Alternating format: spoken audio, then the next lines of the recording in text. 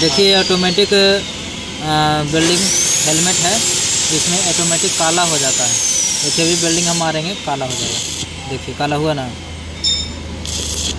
ये काला हो गया। और भी देखिए एक बात बताता हूँ, इसमें जो है इतना दूरी वेल्डिंग करने पर ये बीच में धंस जाता है। इसको कैसे नहीं धंसेगा वो हम बताएंगे।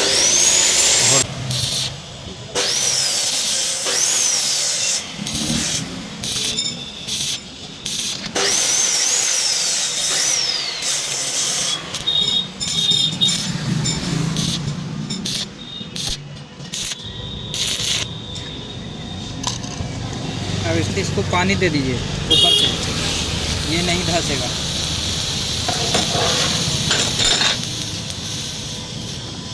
अब इसको रगड़ के पूरा पॉलिश कर दीजिए, ये नहीं धंसेगा।